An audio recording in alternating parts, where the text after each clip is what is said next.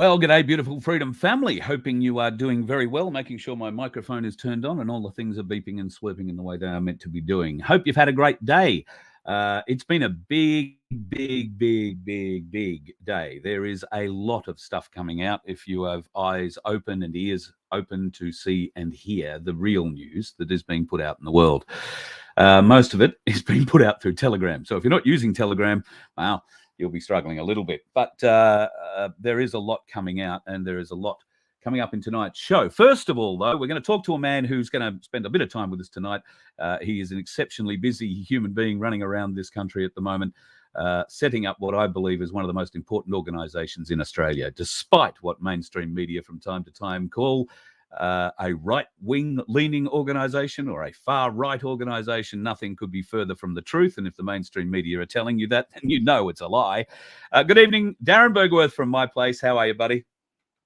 I'm good, Carl. How you going, mate?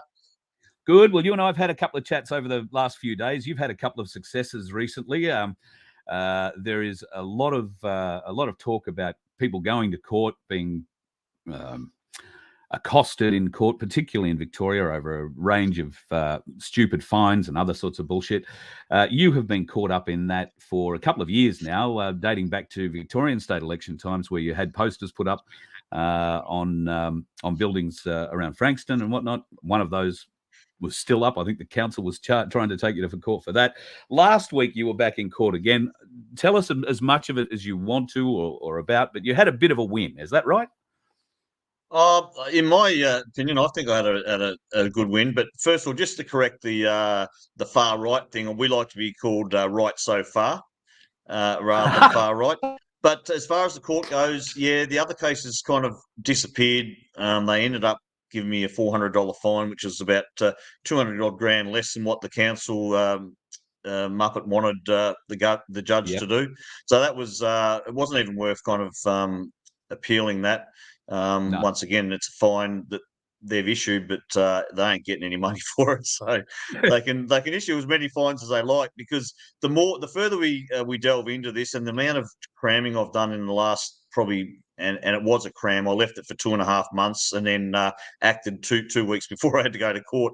But what I've learned in that 2 weeks, and what I continue to learn, is it's really, really simple, and it doesn't matter which way you look at it, it all comes back to our constitution, and it's a contract. It's a contract between we the people and the United Kingdom, the Parliament, the government, and the Crown, and no one can change that contract. And I think more and more people are starting to realise just how significant that is. In 1973, obviously it happened before that, but 73 was the big turning point with Whitlam. And obviously, we are a constitutional monarchy. Yep.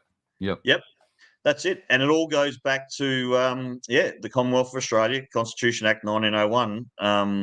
And if we claim that and own that, and we can educate the powers to be that is the case, and that's all I'm trying to do. I had a 406-page notice of constitutional matter that I sent to the 8 attorney generals around Australia, in all the states and nationally, and I had a 400-odd page affidavit in support for that. Now, when I went in March, it was a hearing.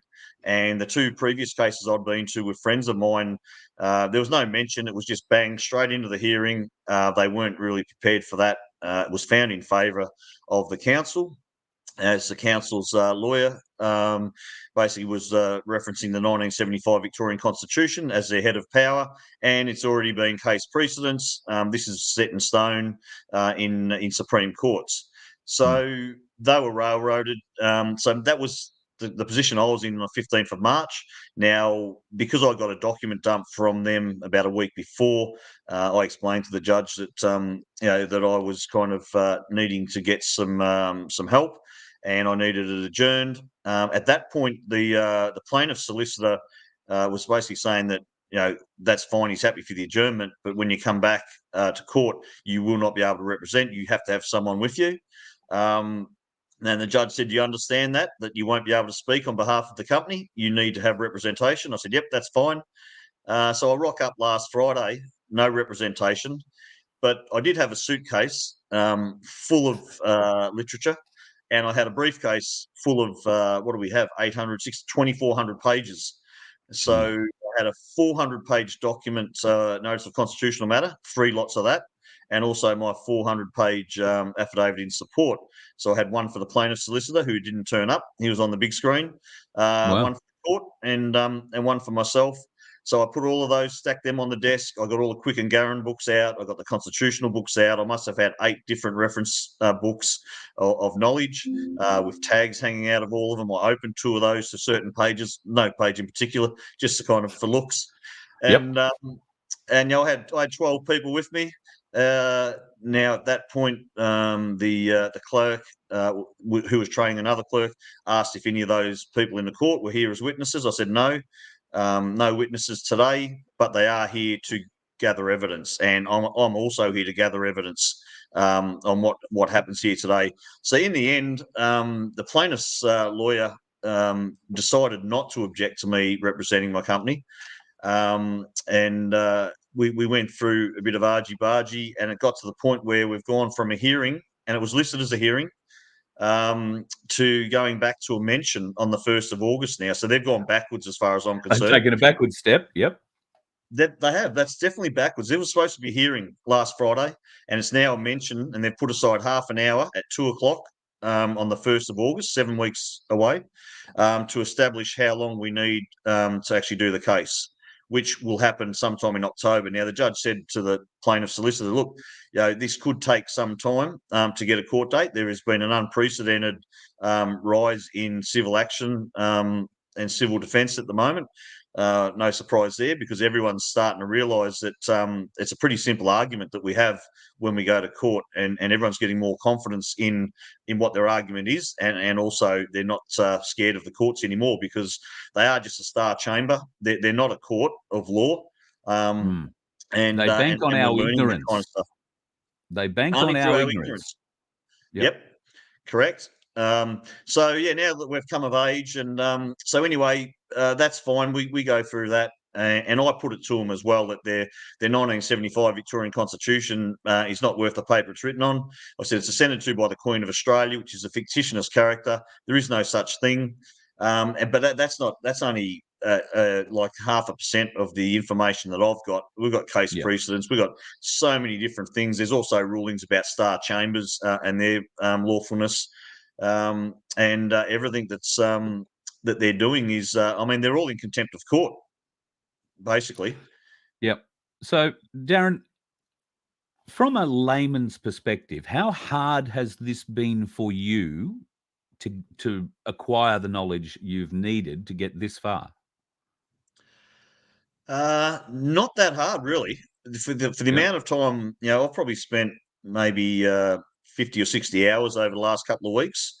But I'm very fortunate that I've had a saviour as such that I call the Rain Man, that has he already had all this stuff. He's put a lot of this stuff together for me. If I had to do this myself, there's no way I would have got to where I've got to. So yeah, by no means is it me. What I've learned though, and the more I read and collaborate with him and others, the more I deeply understand how simple this is. It's the same as how simple it is for us to take back control. And I've been saying that in my speeches lately as well. If no one went to a rally, went to Canberra, came to my place, did any of that stuff, voted, but all implemented a plan to defund and to get out of the system to the nth degree that they possibly can, and were disciplined in that. If we had started doing that after the federal election last year, this would already be over. So it is that simple. It all comes back to us as individuals. And the quicker we realise that, and stop wasting our time and actually work on our mental state on how we actually orchestrate being out of the system to the nth degree. If we could get more people on that page now, this will speed everything up. But the constitutional stuff, we've got the guys over at, and we did a Forest of the Fallen on Sunday at Lilydale Lake. There's probably 100 of us over there helping the girls set up all the pitches. I'd hate to think how many they've got now. It's probably 600 or 700 at least. And I spoke to 9 or 10 different either individuals or couples or families And I said, "Do you know what this is about?" When they're standing there reading these posters, and they didn't. And I explained it to them, and I explained it in quite a bit of depth, to the point of telling them about the depopulation plan and 500 million people and all the rest of it. And then they started telling me stories about, once they realised that all the things that were happening to people, people that they knew that were getting sick or had this issue or that issue. So they are. I can't believe how receptive. And this was the same with the police. We had 8 police there over the course of the 2 hours that I was there. They were there to support us and make sure there was no trouble. We are having regular meetings with the police in that area at the moment, and explaining stuff to them. They are actually starting to really understand what we're on about, and that what we've got, the evidence we've got, is actually factual, and there's something real in what we're telling people. So people are very receptive at the moment. We've got to be not marching in the cities, but we've got to be engaging, interacting with local communities, whether it be Forest of the Fallen, whether it be setting up a market at our local market with flyers and information. I'm just about to work on developing a flyer now on the Constitution and on the treasonous behaviour in 1973. And the treasonous behaviour of Rob Hulls in 2000, when he removed the oath of allegiance, right? And that was treason. And that's exactly why Dan Andrews has been charged with misprision of treason, because he's covered it up, because he was the chief of staff at the time that happened. Now, anyone that poo-poos that, they really need to go back and study what that contract of the 1901 Australian Constitution Act actually means. And that cannot be changed without a referendum. And it especially can't be changed after you have a referendum and we vote to stay as a constitutional monarchy. I mean, it's so blatantly obvious. Yeah, they tried in, what was it, 83, 88 or 89, and then in 1999 with the big one where they tried to get us all to get rid of the constitutional monarchy and become a republic. Of course, that was run, and Malcolm Turnbull has been behind the Republican movement in Australia from the 80s. He's been very, very active. And it was amazing to me that he was ever able to get into the Liberal Party, gain any kind of position in there, given the way that he feels about all of this. It was always going to be something he would be working on. So, yeah, a bit distressing. It's great that we are having these sorts of interactions in the court now, though, that there are people who are around and able to give help. 2 of those blokes I met recently in central Queensland at Rockhampton, Des and Des, they do a pretty spectacular presentation, I must say. It's all about the Constitution and working along these routes, exposing the constitutional immorality, if you like, that our governments are using, and exposing their complete fake documents. This is essentially what you're doing when you go to the court as well. When you go with a suitcase full of stuff and a briefcase full of stuff, you're actually bringing the evidence into the court. You are prepared, in theory, to open up those books at the pages and say, "Read that, Your Honour." And that does tend to have something of a apoplectic effect on the judicial hierarchy. They tend to go very quiet. And then they take a backward step, go from a hearing back to a mention. So, you should be commended, mate. You're doing very well, and there are others around who are equally involved. And we've got to fight this on every level. But people need to understand the basics. And Darren, you're obviously right across it, and the people who are helping you are right across it. If you are going to go into a court and you want to fight, learn, do some study, because there are ways and means you can go into a court and protect yourself and get your point across and potentially win your case.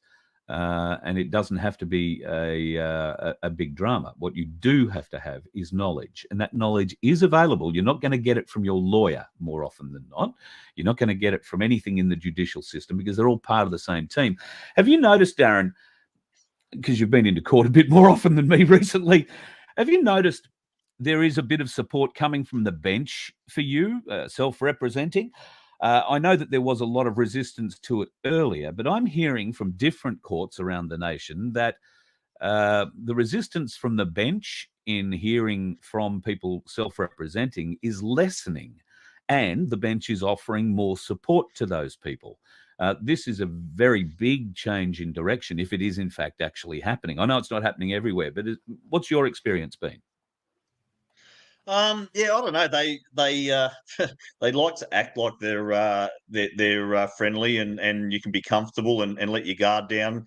But I think they still trying to. They're very clever in hooking you or trapping you into doing something that you don't realise is detrimental to your case. But at the end of the day, it really doesn't matter. And I said to the guy that was helping me with this case that, look, and he was so adamant on getting so much paperwork. I said, mate, we're going to run out of time. In fact, in the end, he was going to turn up as my Mackenzie friend with all of my exhibits, and he didn't make it. So I had to do it. Had to do it on my own anyway. And I said, look, it doesn't matter how much stuff we've got. I'd rather you just take that one. I'd rather you just kind of be there and give us a hand and just worry about a certain amount because they're going to do what they're going to do, regardless of Yeah. what information we give them. So it's no point going over the top. Let's just get as much in as we can. He said, no, we've got to get it all in now because once you move up to the higher courts, you can't bring in new evidence and all this kind of stuff. But in the end, it was probably good that I had to kind of go through that because I gained a lot more confidence. I went in there and I just was on a mission, and I just walked in, put my suitcase down on the ground, and I just started dumping all this stuff on the desk just to kind of shove it in their face. I mean business, and I'm not here to negotiate. I'm here to make a statement. I'm here to collect evidence, and and I'll be doing the same every time I go in there because I know that I'm right, and it doesn't matter. And there are some things that I didn't have with me this time regarding Star Chamber courts and their lawfulness under our constitution. So that'll be also a part. Obviously, the oath of allegiance. No required oath, then you have no authority. There's just so many different levels where they're basically frauds, as far as I'm concerned. And yeah, we can't back down on the language we use. I think we need to go harder and actually expose them and let them know that we know, and not just me, but there's actually millions of people in this country now that know this, and it's Yep. only a matter of time that this whole charade comes down or gets exposed. So I think the same as what the councils are, getting many notices from all different angles at the moment. The courts are the same. They're all starting to be concerned that maybe they're not as protected as they think they might have been once before. Maybe their arrogance is kind of being softened a little bit by the amount of people that are bringing this evidence and information into the courts and the councils. And I know that Yarra Valley, they're actually got a Supreme Court writ at the moment in against the Yarra Ranges Council. That's been lodged. They're waiting for the stamp so they can serve it. And that comes back to, once again, under our constitution, our states and our councils have absolutely no authority to be dealing or talking with or negotiating with any international companies or governments or anything else. They just don't have the power to actually be able to do that. So they're operating outside of their charter as a state government and as a council or local government by doing that and by implementing United Nations agendas. They are 100% outside of their jurisdiction. So it's a whole nother level that councils are doing the wrong thing, and it's all about the knowledge and exposing this to the general population, and they're so ready to listen on so much more than just the vaccines and the fake pandemic. They're ready to listen about all the other stuff now, and we've got to take advantage of that, and we've got to get out amongst our communities and actually get this information to them in whatever way we can. You are to be commended, and obviously the information that you are gathering, you're learning, that education is filtering down through my place because that's what my place is all about—a sharing of information, a collective growing, if you like. One of the more concerning things, and the Galactic Larrikins have just pointed this one out. I've forgotten about this. Thoughts on Rick calling out my place in Queensland being infiltrated by TAP? What are your thoughts on that? Look, I don't know where Rick gets all his information from. I just had actually a meeting. Was it yesterday? With the guys at Jim Boomba, because there was someone in there that's quite good friends with Kent. And they were trying to work together a little bit, and so I zoomed in and I told the lady running that I had my reservations. Now I spoke to all of those people, and I'm only going on gut feeling what I had late September last year when I heard that through from Lance that they're working with certain people and certain organisations that kind of concerned me, and I told him that concerned me. I wasn't comfortable about that, and I've continually stepped back from that. Now I'm not saying that what's being told to me is factual. I've met Kent and Lance many times, and I think they're great blokes. Does that mean that they're not on the other side? Because I'm a novice at this, and I have I'm not a spy. I'm not I can be quite naive as to how friendly people are and what their intentions are, and that's exactly how they infiltrate into groups. So what I've decided to do since then, in all groups, is take a step back and just try and stay in my lane. And we're trying to keep my place in the same vein, to stay in our lane, concentrate on what we've got to do. Maybe it's a little bit early to be merging, because we still don't know who's who in the zoo.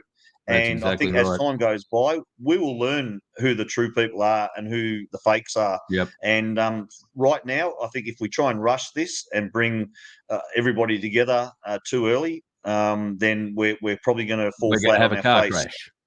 Yep, we're going Yep. to have a car crash. You think of Yep. 5 lanes, we're all traveling along at hyper speed, and all of a sudden those 5 lanes merge into one. And unless we do it the right way, there is going to be a hell of a bingle at the end of it. And I will make a very clear statement to my place in Queensland right now.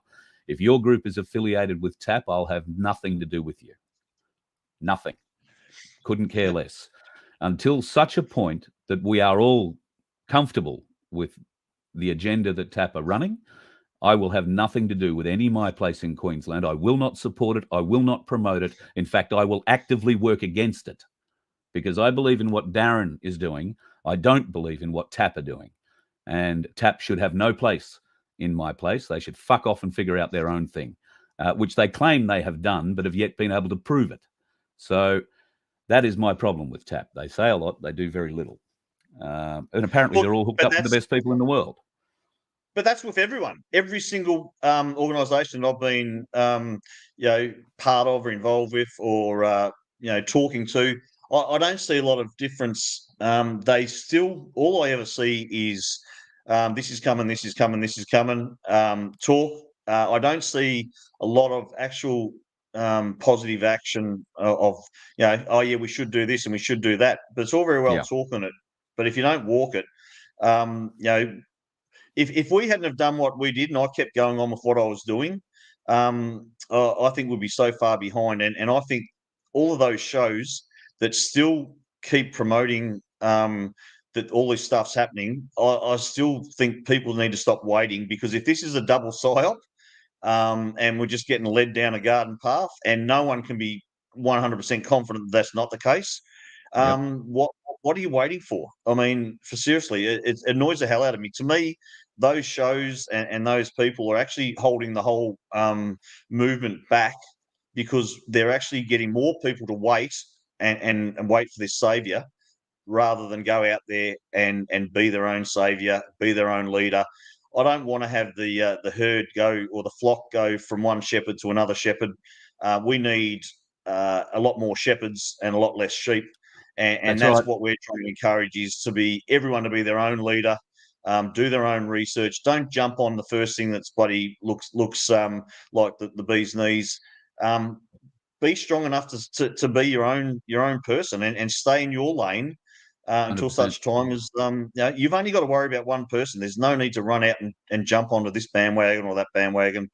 But Getting a great if you don't example, start actually, yourself, we're getting a great example in the chat here right now. And the example that I'm going to point out is one that there are many people in the chat right now that have no idea who or what TAP is. The reason that TAP want to get involved with My Place and people like me is because we will promote them. TAP is an acronym or short name for the Australia Project. And that's as much as I'm going to tell you about it. If you have any interest in going to explore it, then on you. But I'm not going to promote them. So I refuse to promote them in any way. I have a significantly reduced level of trust. I've had some dealings with Kent, a lot of promises made, a lot of meetings to be had, and very little of any kind of impressive statement or action has come out of that. I see it as something at the moment to be very careful of, very, very careful of, because there are huge amounts of infiltration in this movement. The reason it's very difficult to infiltrate me because I'm it, right? You got to get past me. It's not getting involved with other parts of an organization. And that's where I take my hat off to you, Darren, because you've got to manage this around the country over, nearly 200 my places now. No, not quite yet. We added another 7 last night, and we've got a newbies on next Monday. But I think we're about 160 at the moment. But look, we've had a bit of a slowdown. We're still trying to sort out. We've got issues, same as everyone, and I fully understand. Ricardo's position, why he doesn't want to work with anybody, because it is very hard to know. Well, who you when can you're work with. It becomes a full-time paranoid job. as Ricardo is, yes, I can understand it. Yeah, and not only that, but I mean what he's actually doing and who he potentially is. He has no need to, and I understand that. But I had a little bit of a different direction, and I'm trying to bring everybody together and try and blend people that may be sitting on the fence or maybe a bit nefarious, and maybe educate them into a different way of thinking, whether that be the police, whether it be the judges, whether it be the councillors, doesn't matter. But it's all about education. Not everyone in this movement, or not this movement, but in these bureaucracies, is kind of belligerent in what they're doing. They're just the same as what we are. And in the police have had free jabs. They've been stitched, and I'll keep telling them, your government has screwed you over. So they're starting to see it now. And unless you have those open lines of communication with these people that we think are the opposition or against us, you're not going to get anywhere. You're going to stay separated. So I don't adhere to that whole belligerently abusing all of those organisations.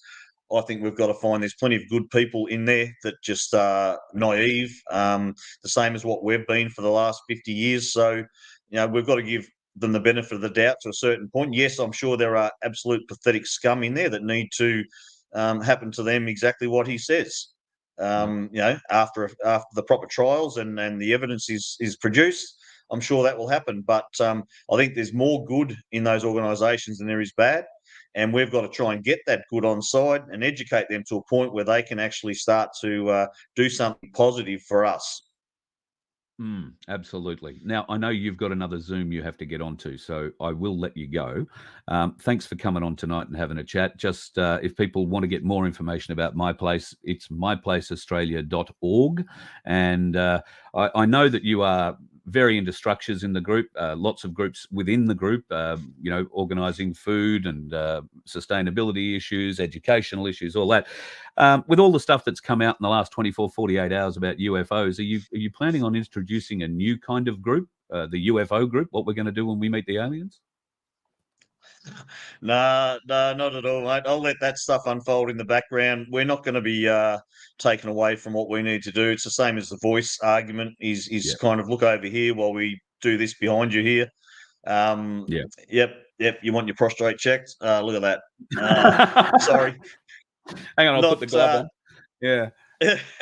It's not going to deter us or take us off our focus. And look, we have been kind of at times started to kind of get a little bit out of focus and try and rush some things. Now we've taken a bit of a deep breath and we're stepping back and getting back onto what we're about.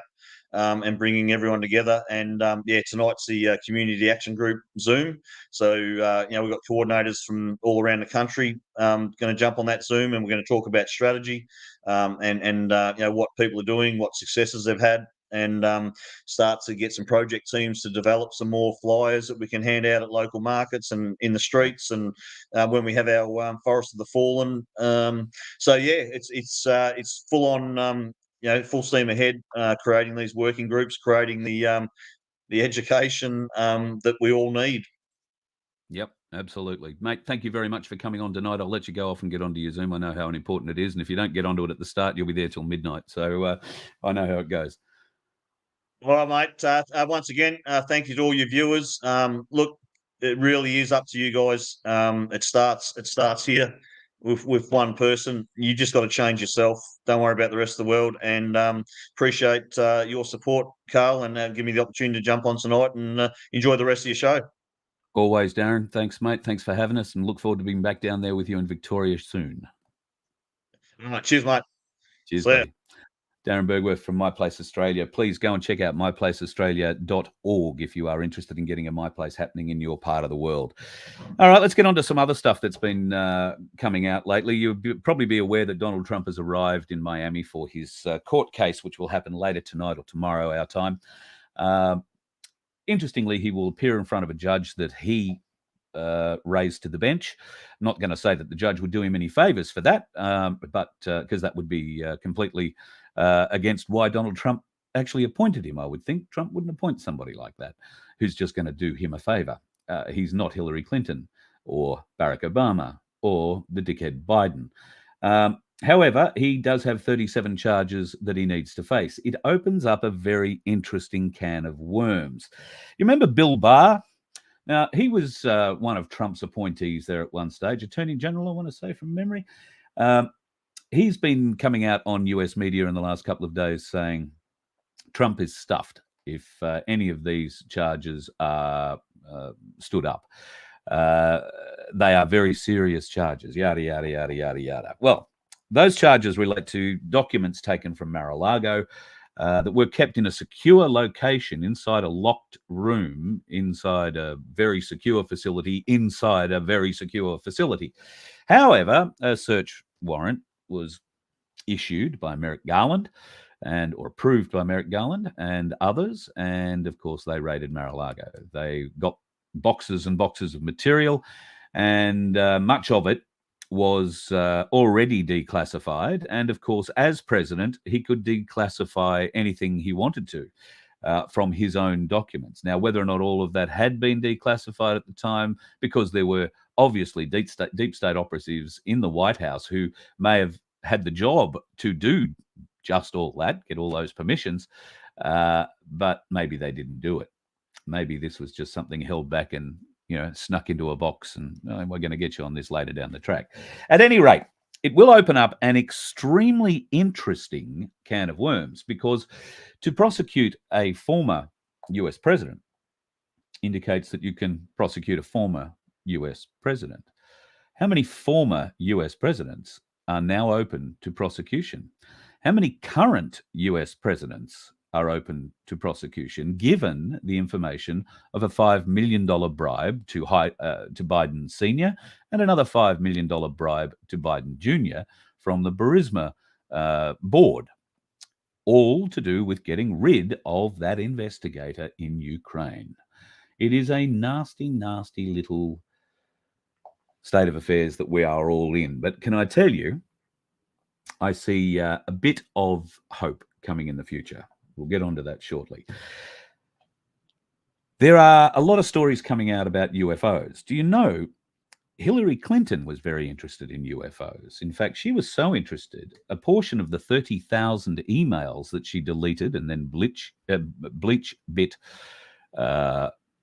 cleaned from the server, the illegal server, the private server that she had at her house, she was found to have taken secure documents out of a SCIF, which is a secure environment where you can view certain documents, but you're not allowed to remove any of them.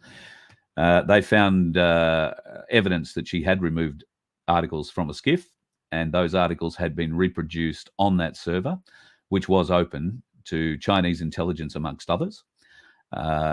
She is relied on the fact that those 30,000 emails were going missing.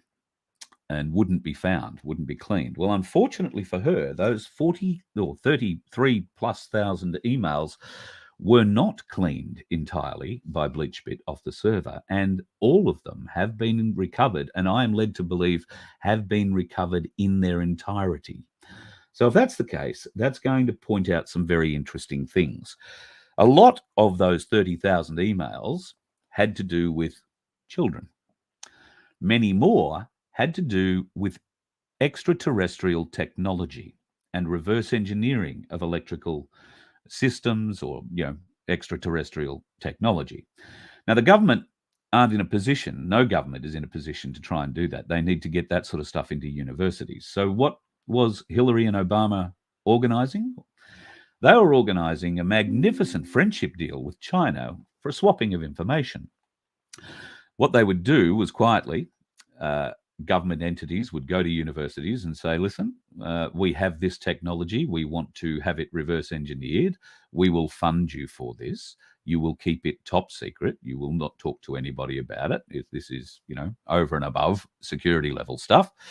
And when the Obama administration and Clinton got involved, particularly as Secretary of State, those emails, all that information, and more particularly the professors that were funded by the government to do that, were given extra funding from China. Universities that were given these contracts to go and reverse engineer extraterrestrial technology were handed billions of dollars by the Chinese to make sure that funding happened. And this was all part of an integration policy that Obama and Clinton had put together. Now, what this effectively meant was that the Chinese could then take the professor out of the American university and take him back to China to lecture there. They would extract everything they could out of him there, or her, or the team there, and then they would go to work on reconstructing that technology, re-engineering it, reverse engineering it. This has allowed China to make technological advances in 10 years that would have taken 30 years ordinarily. Technological, computing, electrical advancements that the Chinese were unable to make 10 years ago, they are now able to do very easily. And the level of technology that they had 10 years ago was 30 years behind anybody else. So in the space of 10 years, in the space of the Obama administration and Hillary Clinton's involvement, they have been able to have all the knowledge that America has accumulated about extraterrestrials. They have had access to alien flight technology. They have had access to reverse engineered Earth space flight technology, and are now leaders in so many facets of AI generation. Something to be keeping your eyes and ears on, I would think, in the coming times. Now, I have a few things written down here about UFOs, but just before we came on, and part of the reason that I was late in coming on was because I had just found something on Telegram, I think it was, or it's come off Instagram, that does seem to be a very interesting statement made by somebody who has spent some time in Antarctica, a year, in fact. Now, that year was 2010 to 2011. I have listened to about half of this. I haven't heard it all. So I'm sharing it with you now on the basis that take this for what it is. I have had no opportunity to do any research into this. I literally got it sent to me 30 seconds before we went to air. I was trying to record it in and play it back, but I'm just going to play it raw off the screen for you.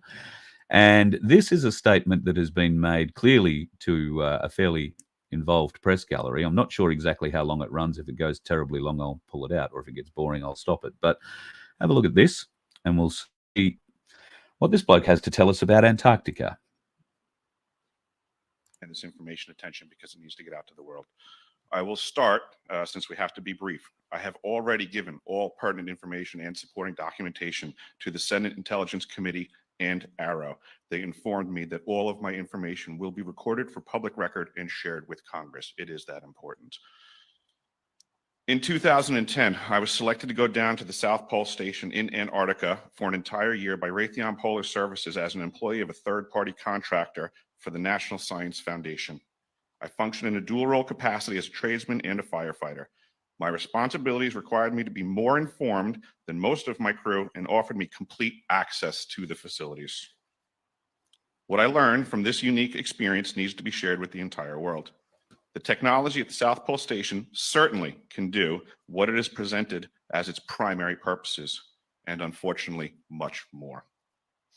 The IceCube neutrino detector is presented as a passive listening device for the purposes of the science as presented. But I'm going to skip right through the chase, folks. I have provided documentation that proves that the 5,160, what they call DOMs, that are embedded in the ice can actually transmit at 2,047 volts each. That gives us a long list of things to consider. It is effectively a multifaceted directed energy weapons platform that I will list rapidly a few things that it can do. Vehicle detection. We're learning that these off-world craft, on-world craft, ours or other nations, are also emitting neutrinos. So this makes the South Pole Station effectively an air traffic control station for this new level of equipment that nobody's discussing. In addition to the ability to detect neutrinos and the exotic vehicles, I have provided documentation that shows that this is also a system for faster than light communications. In the past, Gary McKinnon has hacked NASA, found the off-world fleet, the list of captains, and it's apparent that if we have faster than light vehicles moving throughout the system, we're going to need faster than light communications. This is that facility. Unfortunately, I have other bad news. The season that I was there, 2010 to 2011, we converted from construction to operations and maintenance in both the elevated station and the detector array. Unfortunately, when they first fired it up, that was when we had the earthquakes in Christchurch, New Zealand. There was 2 incidental shots before they were able to target it correctly. This is an earthquake generating device as well. This is the weapons of war that we have to deal with now and what Raytheon's hiding. There's an ELF system at the South Pole Station that when I arrived, I was told it was off, dismantled, and completely defunct. In my work, I will rapidly just tell you, I had to figure out the circuitry for certain other repairs, and I found that this system is in fact completely energized, up and running, and being utilized with the other systems for nefarious purposes as well. The Atmospheric Research Observatory is in what we call the clean air sector. I witnessed myself a very powerful green laser shooting out of the top of this facility into the cosmos. This, I believe, is a secondary form of long-range communications and or a defense system. I am not saying that we need to be scared of anything that's out there, but please understand the military-industrial complex is happy to invest all of your money in alleviating their fears. A question of power comes into play for all of these facilities that are present.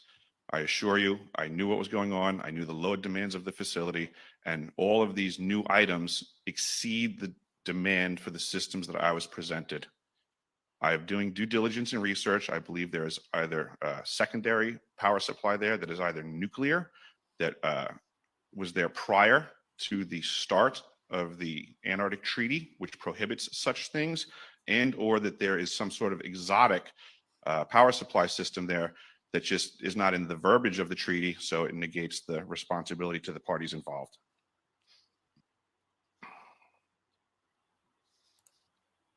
I think that pretty much covers it for time.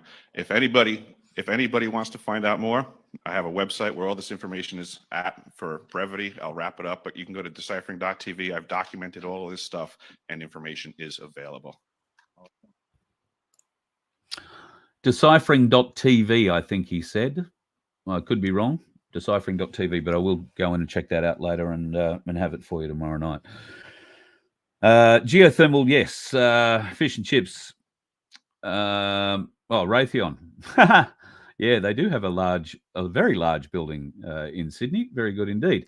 Adash, yes, geothermal would be a power source, a very good power source. In fact, I was talking only today with somebody about geothermal power in Australia.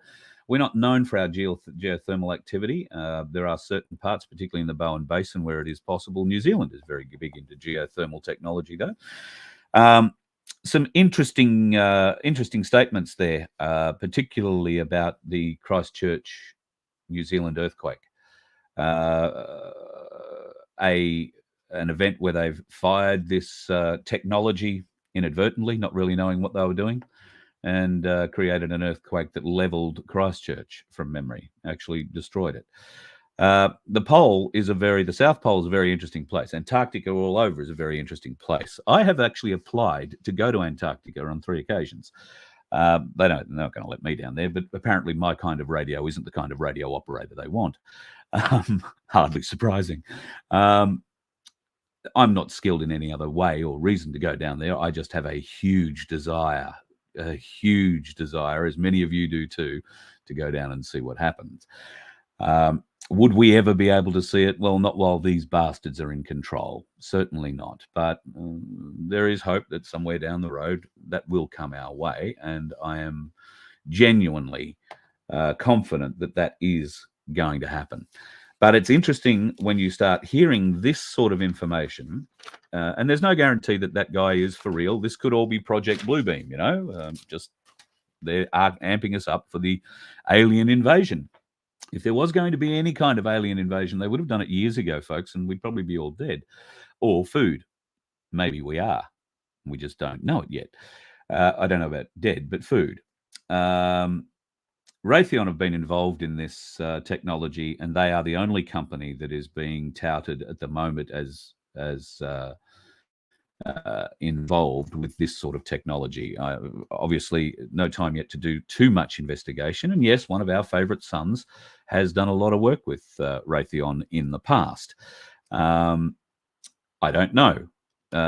Certainly, there would be some interesting questions there to be asked if you were to answer them. I have to try and find someone he talks to get him to ask, Raytheon is everywhere, as somebody else has said, Mick, I think, has said, yeah, Raytheon are everywhere and into everything, from missile development to rockets to God knows everything. And all sorts, I'm sure, of advanced technology. I mean, what are you going to do if you come across some extraterrestrial technology? You're not going to go and just give it to your local high school, electrical class. That's not going to happen. You are going to take it to the biggest and best companies in the world, who are known for their technological resources and their ability to make weapons, discern what could be a weapon, what may not be a weapon, or something that ordinarily wouldn't be a weapon may be turned into one, or to use certain kinds of technology, as that fella just explained, in those bulbs or whatever they are under the surface, to be able to create, faster than light transmission and all that sort of stuff. Yes, it would have to be a company like Raytheon that was employed. But once again, I'm pretty confident it would be, I think it would be difficult for it all to get passed off sorry, I've just seen a comment that's come up that's thrown me a little bit. Yeah, I think that there is a lot of questions to be answered about what's going on in Antarctica, and the sooner that we can get there, the better. Australia doesn't seem to play a role, or at least not an open role, in what's going on down there too much. I think we may play a security role.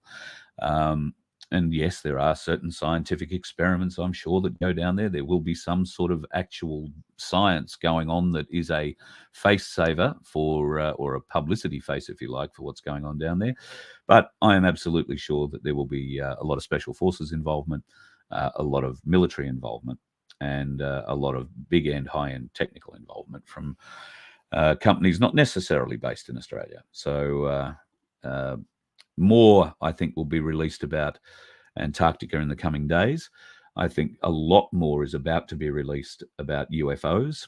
There is more information coming to light today of the whistleblower that's come out of the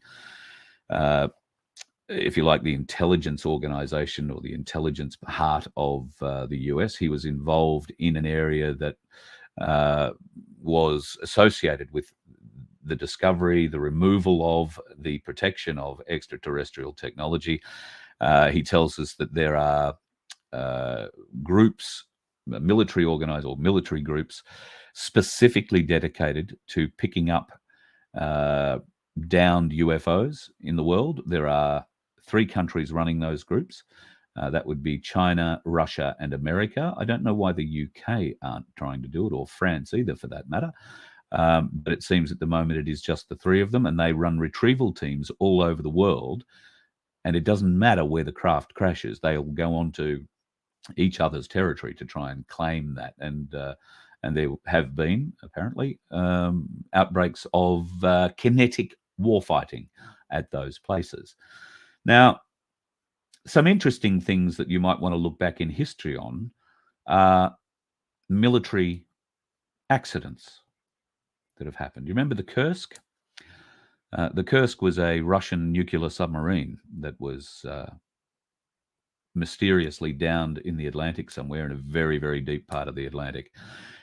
Sunk to the bottom, killing everybody on board, crushed up to a tin can size. That one, for some reason, immediately came to my memory when all this became aware. There are a number of other military accidents that I'm going to start having a bit of a look at too. Those accidents may or may not be accidents. They might actually be the result of a kinetic connection between these retrieval groups. Might not either, but it's something we're going to take a bit of a look at and try following. All right, moving on. A lot of people have asked in the chat, has anybody heard about Mel Gibson's documentary? So yes, have heard about it. It is the Underground Railway documentary. It's a 4-part docu-series. It was initially meant to start and end in Ukraine. Mel Gibson looks after about 20 Ukrainian children in, I don't know if it's one orphanage or a number of them across Ukraine. When the war broke out, or when the fighting, or when it looked like it was going to break out, Gibson reached out to the guys, Tim Ballard and co, from the Underground Railway to see whether or not he could get those 20 children out of Ukraine and into a safe area where they could obviously be looked after, and potentially maybe even get to out of the Ukraine into America or somewhere else. This is how the documentary started. Where that path led them, I believe, is extremely significant. If you haven't seen the trailer for this yet, let me play it for you now.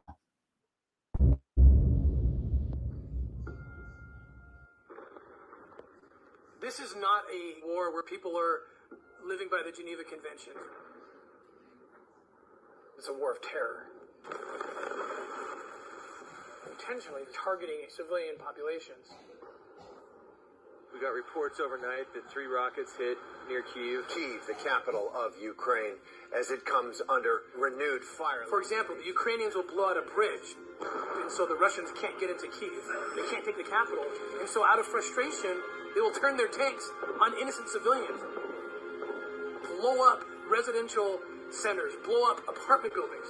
People bound and executed on the sides of roads. There were kids that were found in cellars that looked like tortured, some missing ears. It's the only way they can actually occupy here is to terrorize people till we leave them. We cannot stand by and do nothing.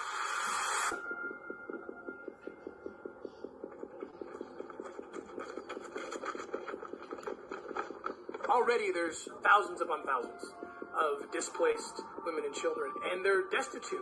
They don't have means to travel or take care of themselves, and so they're going to take opportunities. And the traffickers know that, so the traffickers will provide that opportunity.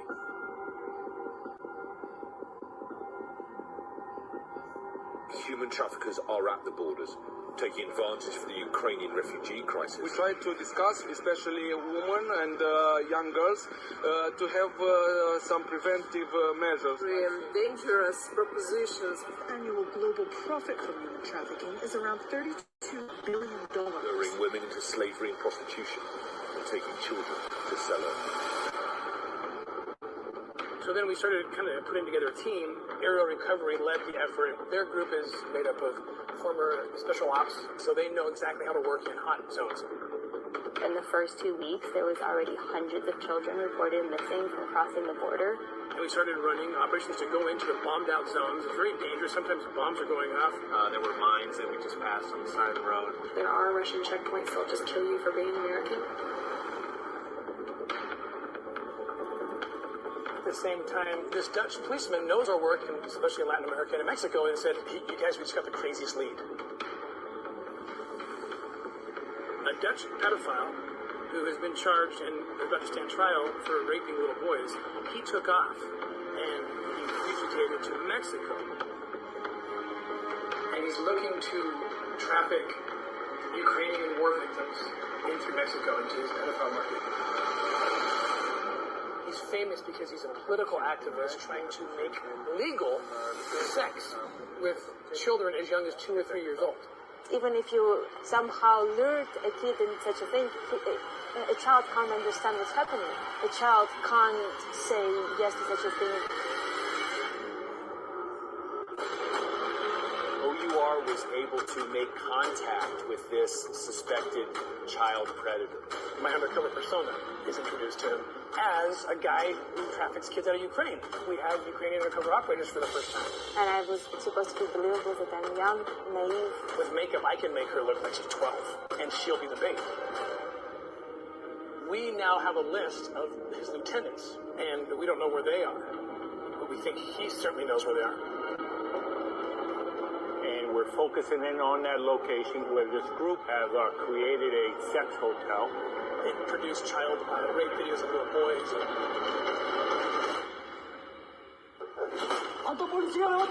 The next 6 hours are critical because this is when all the pieces need to come into play. This is trafficking, not prostitution. These are victims, not volunteers. This is not something out of a Hollywood movie.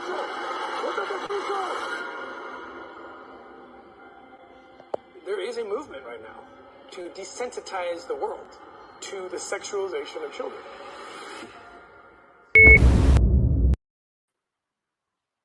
So that is going to be one hell of a docuseries, and it is expected to be released within weeks. Could be days.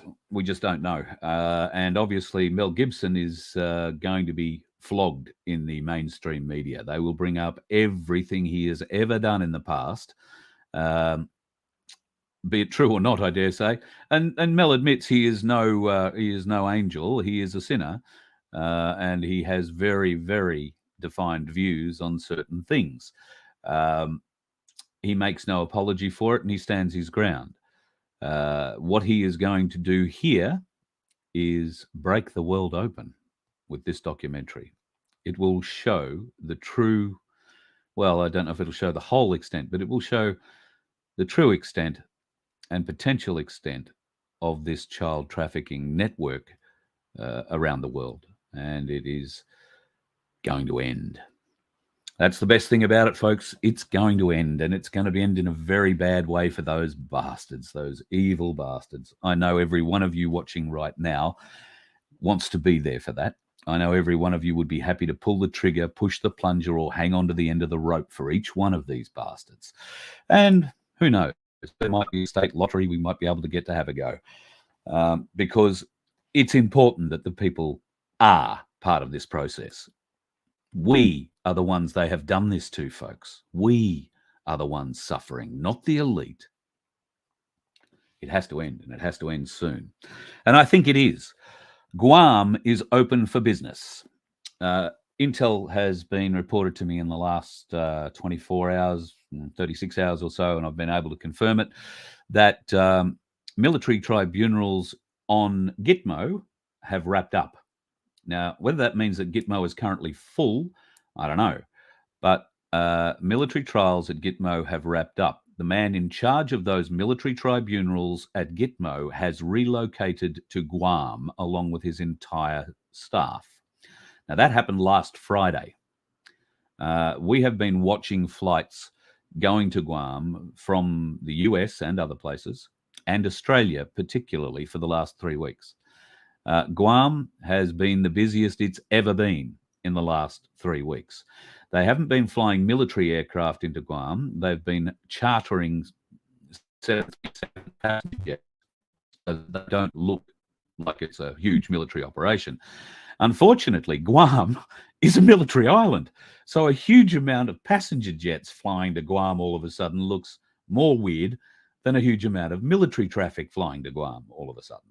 So these are the things you've got to keep looking out for, folks. This is the discernment we get to use. You can believe it, you can not believe it. It's up to you. But I can tell you, absolutely guaranteed, that the commander of the Guam military tribunals has left. I beg your pardon, of the Gitmo military tribunals has left Guantanamo Bay and is now on Guam. And I believe those hearings are underway. So that is, I think, exceptional news. Exceptional news. I see somebody's asking me a question. Crunch, what's up here? For the only thing, whenever they run into born again believers and they mention Jesus Christ's blood, they will.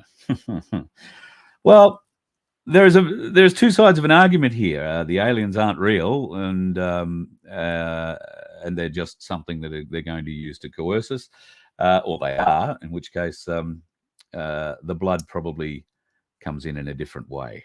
But I have no doubt.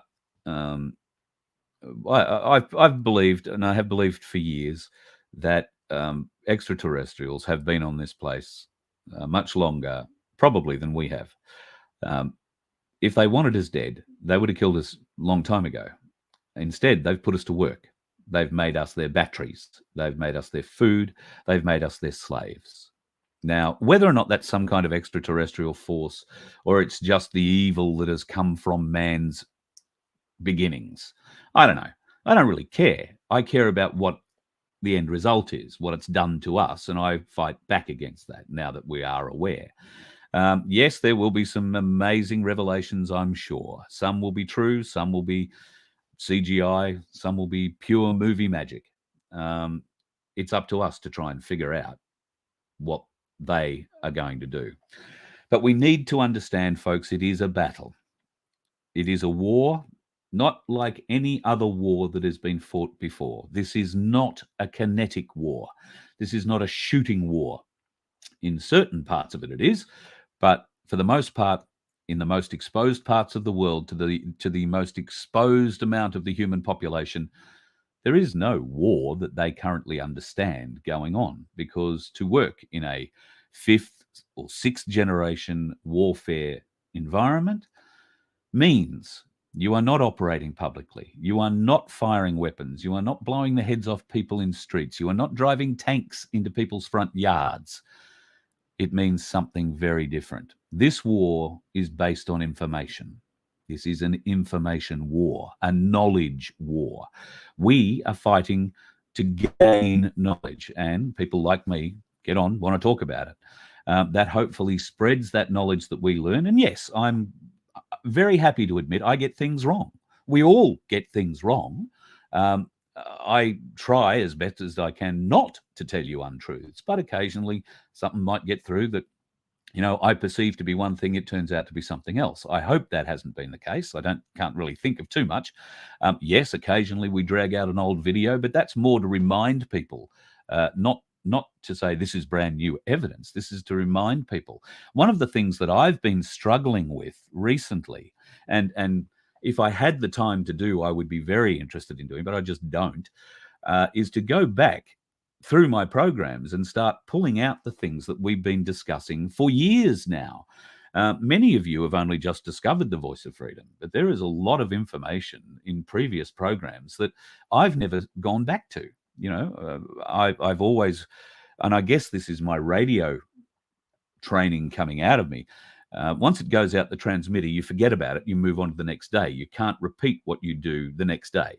All right. You've got to have something new. That's how radio used to work. It doesn't work like that now. Apparently now you do a breakfast show like Kyle and Jackie O's, and then you have them do a night show and an afternoon show and a special show on the weekend. And all these other shows, and no wonder you get paid a huge amount of millions of dollars for doing it. All good luck to you. So yeah, my way of doing things has always been in radio. Well, it's only news on the day that it's news, and then you move on. You go to the next story. But that is wrong. There is a lot of information that people who are new to the Voice of Freedom really should go back and look for. There is a lot of information, particularly on DUMBs, particularly on our government installations and various other areas. This is stuff that we forget because it might be 2 or 3 years ago that one segment, small segment that I talked about in a long program. Some of those programs ran 2 hours or more, I remember. And it might have only been a 1, 2 or 3 minute piece in the middle of it. Some of them might be the whole program. But there are things in previous Voice of Freedom programs that you should be aware of. And I will, if time permits, try and dig some of those out and cut them up. I wish I had kept a timeline of the things I was putting out, because it would make it a lot easier to find. So my apologies for that. I'm not going to stop punching. It is a fight. And I believe it is a fight between good and evil, God and the devil, if you like. And I am very happy to embrace God. I'm very happy to embrace God. We all can still do it. Everybody can repent, folks. That's the thing about God. Now, I was never a great religious kid. I mean, I spent a lot of time in a smock as an altar boy, and then got railroaded off to a Catholic boarding school where I wasn't allowed to don the smock because I wasn't Catholic, which is pretty good too, because you know what happened to some of those kids in smocks in the Catholic churches. But anyway, they would have picked the wrong boy there. Religion has been defiled, mainly by the Vatican, but all forms of religion have been perverted. There is only one good book, that is the Bible. And somebody sent me a passage today that I'm going to end the program on tonight. I think it's a very important statement, and I think it's something that we all need to consider, to ruminate on, to meditate on, and to understand that you do have a choice. You do have a way out of this. If you feel that the darkness is where you like to live, but you know it's going to end badly, then there is a way for you to meet the light. And that is to ask for forgiveness for the sins you have committed. Now, God says he will forgive you. I wouldn't. I'd kill you in the most painful way I could come up with. The slowest, most painful, horrendously violent way I could kill you. That's what I'd do to you. But God, well, I'm learning from God. You've got to forgive. I'm still working on it. But I am working on it. I am working on it. I'm not just saying that. It's important that we all try to work on that, folks, because I know a lot of you feel the same way about me. Fuck them. Kill them all. Let God sort them out. Well, yeah, but that sort of makes us as bad as them. I'm not going to forgive someone for what they've done to the children. If God isn't going to sort them out, if our criminal system is not going to sort it out, if our judicial system is not going to sort it out, then look out. Because it won't be just me that's keen to kill you. There'll be a lot of people. So I'm going to leave you with this passage that was sent to me today. It's from John 3, verses 19 to 21. Light has come into the world, but people love darkness instead of light because their deeds were evil. Everyone who does evil hates the light and will not come into the light for fear that their deeds will be exposed. But whoever lives by the truth comes into the light, so that it may be seen plainly that what they have done has been done in the sight of God. If you believe you can live with what you have done, the sins of your past, in the sight of God, then good luck to you. If you feel, and God sees everything, if you feel you might be lacking there a bit, God gave you his promise. He will forgive you. He sent his Son to take on the sins of man. He will forgive you. You just need to ask, and genuinely ask. And I think the turning point for many people, and I'm talking now about spirituality, not religion. I speak of God because most people understand that term. I would easily call it the Creator as well, and have no difference in the meaning. So, folks, there's good things coming. Are you going to be on the good side? Have you asked God for forgiveness? When was the last time you spoke to God? Maybe you should do that. Given the events of last weekend and the horrible, horrible things that have happened down near Newcastle and Singleton, at this time, there are so many people hurting, so many people all over the country, that God is there to help. All you need to do is ask. It is that simple. So please, folks, give it a go. What can it hurt?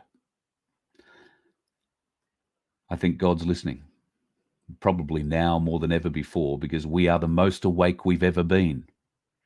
We are the most we have ever been. We are the many. We are the silent. And we are ready for the fight.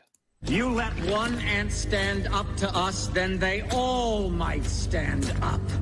Those puny little ants outnumber us 100 to 1. And if they ever figure that out, there goes our way of life. It's not about food. It's about keeping those ants in line. That's why we're going back. Does anybody else want to stay? Let's rock!